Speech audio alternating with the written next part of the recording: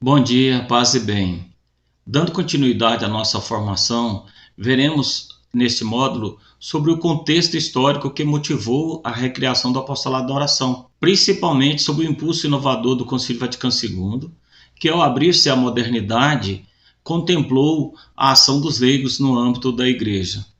Para melhor compreendermos por que houve a recriação do apostolado da oração, transformando-se em rede mundial de oração do Papa, é preciso dirigirmos um olhar sobre o contexto sócio-histórico-cultural e as mudanças ocorridas no âmbito da religião. Então, nós vivemos numa era bem diferente daquela em que surgiu o apostolado da oração. Os tempos são outros, as coisas mudaram, o mundo passou por grandes transformações desde aquela época em que se fundou o apostolado da oração. No rol das mudanças ocorridas, nós tivemos o fim da era colonial e a igreja já não faz mais parte do Estado, perdendo assim a sua hegemonia, passando a ser apenas uma a mais dentre outras igrejas, assim como se dá com o cristianismo,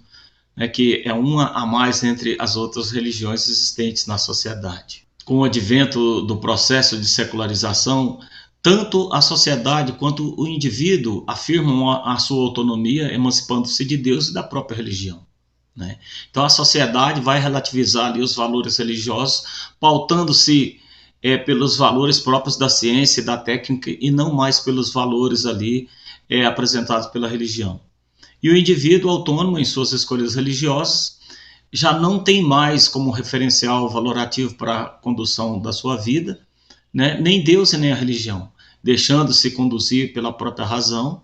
tendo como consequência disso o fato de Deus não falar mais à sua consciência, e sim a própria razão é que fala. Então, desse modo, com a perda de influência da religião sobre a sociedade e sobre o indivíduo moderno, ela perde a sua função de ser normatizadora, ordenadora e disciplinadora da ordem social. A modernidade ela se mostra de forma ambígua, porque o progresso tecnológico não correspondeu a um progresso humano. Ora, se por um lado o desenvolvimento promovido pela ciência e pela técnica avançou em diversas direções, facilitando a vida humana, conferindo-lhe inclusive uma maior longevidade com as descobertas no campo da medicina, por outro lado temos a irracionalidade da ciência ao produzir a bomba atômica, que dizimou aproximadamente 240 mil pessoas inocentes ali no Japão, nas cidades de Hiroshima e Nagasaki.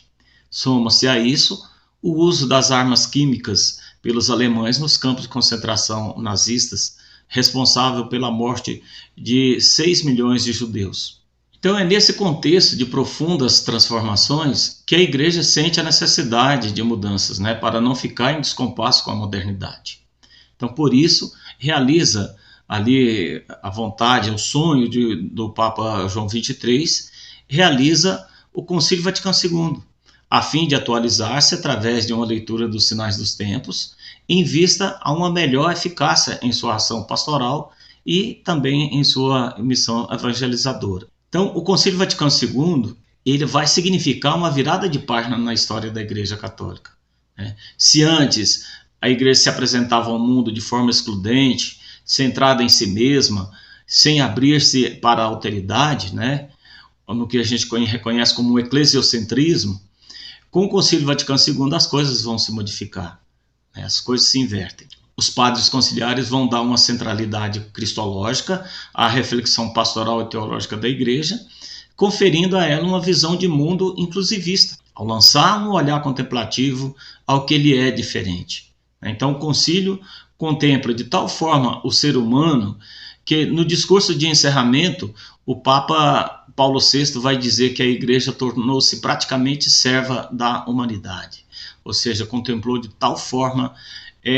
a questão antropológica, o ser humano, que se tornou quase que serva da humanidade. Existem duas chaves de compreensão, ou seja, duas palavras-chave que levam a uma melhor compreensão do Concílio Vaticano II, que são adornamento e diálogo. Adornamento é uma palavra italiana que basicamente significa atualização. Então, conforme a própria Sacrosanto Concílio, o concílio propõe adaptar-se melhor às necessidades de nosso tempo, as instituições suscetíveis de mudança, promovendo assim tudo o que pode ajudar a união de todos os crentes em Cristo. Com um olhar crítico sobre a realidade, o Concílio Vaticano vai proceder ali a uma leitura dos sinais dos tempos, né, que sinais dos tempos esses que se referem aos acontecimentos marcantes de cada época, né, por meio dos quais Deus quer mostrar para onde deve se encaminhar a ação da igreja. Então, esse termo foi utilizado por Jesus ao interpelar os fariseus e as multidões pela capacidade que tinham em saber fazer uma leitura ali dos sinais da natureza, né, e perceber quando viria chuva ou calor, e, no entanto, não souberam interpretar os sinais dos tempos messiânicos, né, que foi inaugurado pelo próprio Jesus Cristo. Esse termo vai ser retomado ali pelo Concílio Vaticano II e que vai estar presente em vários de seus documentos para referir-se à relação da igreja com o mundo, com a modernidade, né? Da fé com a realidade, bem como de sua atuação na sociedade e na própria cultura em tempos de modernidade. Tradicionalmente fechada a outros universos religiosos, ou seja, fechada ao diferente, o Concílio Vaticano II vai abrir-se ao diálogo de forma tríplice. Aí nós temos o diálogo ecumênico, que é o diálogo que a igreja vai estabelecer com as igrejas cristãs, né, que a igreja católica estabelece com as igrejas cristãs, que tem como um documento do Concílio Vaticano II o Decreto Unitatis Redintegratio, que vai normatizar ali a entrada da igreja católica no universo ecumênico. Também, com um olhar contemplativo às outras religiões, nós temos aí o diálogo interreligioso, né, que é do catolicismo com as religiões não cristãs.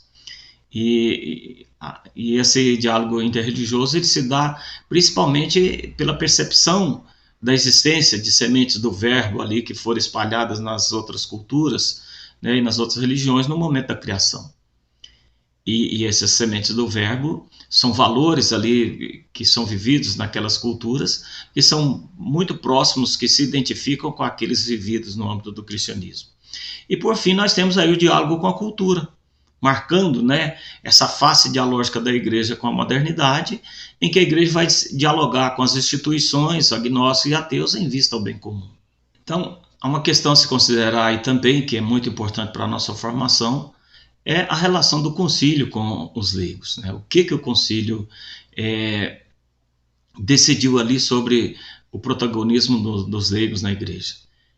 Os leigos foram ignorados por muitos séculos na igreja, né, em que a sua participação se dava de forma passiva. Então, o Concílio Vaticano II vai reintegrar os leigos na igreja, com uma ampla possibilidade de atuação pastoral de todos os leigos. E a ação dos leigos, né, é compreendida pelo termo apostolado, que hoje também, por nós, é conhecido como evangelização e missão, como sendo a ação ali própria dos leigos, com a participação ativa da missão da igreja a ser vivida nas realidades concretas do mundo. Então, é responsabilidade dos leigos ali fazer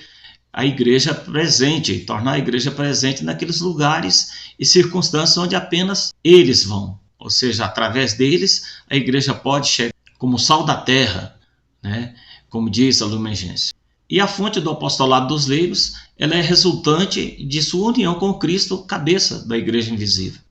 que decorre do batismo e também da confirmação do batismo. E a fim de realizar a sua ação na igreja, né, bem como no mundo, os leigos necessitam organizar-se. Então, conforme o decreto apostólico Actuositatem, dedicado aos leigos, né, a missão dos leigos, né, o protagonismo dos leigos dentro da igreja, que trata aí da organização dos leigos, temos que é de extrema necessidade que no ambiente da atividade dos leigos se fortaleça a força do apostolado em grupo organizado. Então é exatamente no apostolado em grupo, como ocorre com o apostolado da oração, que os fiéis darão testemunho da comunhão e unidade da igreja em Cristo para o mundo. Além de organizar-se em função de dar testemunho da missão e do reino, os padres conciliares mostraram a exigência de articular as várias associações, né, bem como outras formas de apostolado, em vista à cooperação e estima mútuas, em estreita relação com a hierarquia da igreja. Então aqui nós temos aqui o fundamento, aquilo que é base para a atuação do apostolado da oração em várias pastorais, né, em vários serviços pastorais da igreja, sem perder a característica própria do apostolado, ou seja, permear toda a realidade pastoral da igreja com a própria espiritualidade do apostolado da oração. E em relação com a hierarquia, os leigos são importantes para a igreja, né? Ressalta ali o Concílio Vaticano II. Então, no decreto ad gentes, temos que a igreja não se acha deveras consolidada, não vive plenamente, não é perfeito o sinal de Cristo entre os homens, se aí não existe um laicato de verdadeira expressão que trabalhe com a hierarquia. Porque o evangelho não pode ser fixado na índole, na vida e no trabalho de um povo, sem ativa presença dos leigos. Então, os leigos é a ramificação, é o braço da igreja que vai até o mundo secularizado. Então, o Concílio Vaticano II aí vai ressaltar essa importância aí da atuação dos leigos na igreja. Sob o influxo do Concílio Vaticano II, a igreja entendeu que o apostolado da oração deveria inscrever-se nessa renovação eclesial que passou a igreja, de tal forma que suas fórmulas, orações e práticas ali da vida cotidiana, que foram muito úteis e populares no passado, né, sejam adaptadas às mudanças culturais e eclesiais de nosso tempo. Então, assim como a própria igreja, o apostolado da oração se configura, né, como um novo modo de ser em contínua recriação, ou seja, um novo modo de ser igreja em contínua recriação. Sobre a necessidade de recriação, né, com a inspiração no Concílio Vaticano II, nós vamos ter ali as razões para a mudança que estão relacionadas, né, a mudança do apostolado da oração, que estão relacionadas, sobretudo, ao novo protagonismo dos leigos na igreja, sobretudo pela via da oração, e ao desejo do Papa de incrementar melhor as suas orações pessoais, né, pelas necessidades da humanidade que interpelam a igreja, né, e pede à igreja respostas, né. E aí nós temos os sinais dos tempos que apontam para uma mudança de foco, né, da oração para a devoção do Sagrado Coração de Jesus. Ou seja, com o tempo, devido à questão, isso é próprio da piedade popular, né, o distanciamento da igreja oficial rumo à devoção aos santos, aconteceu que aquelas pessoas ali dedicadas ao apostolado da oração, né, os consagrados ao apostolado da oração, com o passar do tempo foram se deslocando o foco da sua atenção para apenas a devoção do Sagrado Coração de Jesus. Então, com isso, passou-se a priorizar, né, a piedade devocional ao Sagrado Coração de Jesus em detrimento da própria oração e da prática, né,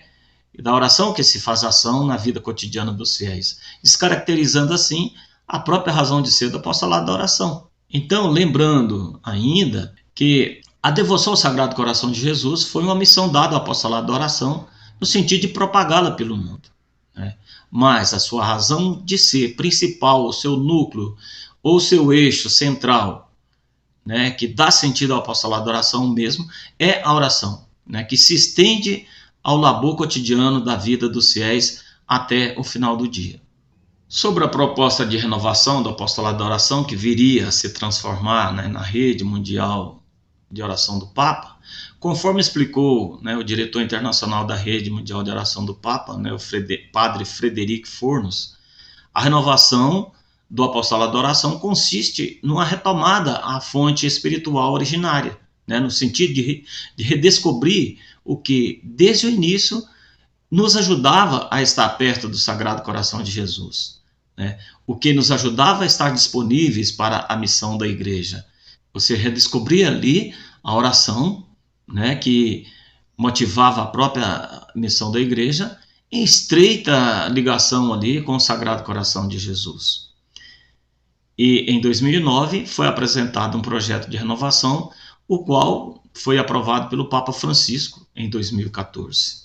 Então nós temos que a proposta pela recriação do apostolado da oração se dá como algo radicalmente novo, e não somente uma adaptação de conteúdos antigos. Tudo em uma linguagem renovada e significativa, de forma a tornar acessível aos homens e às mulheres de hoje um caminho de disponibilidade apostólica para colaborar com a missão do ressuscitado, colaborar com a missão de Jesus Cristo, onde cada um se descobre convidado a viver com Ele, né? Ali uma relação íntima e pessoal, recebendo o amor do seu coração e respondendo ao seu chamado ao discipulado. O desafio de recriação do apostolado da oração consiste em propor algo completamente novo,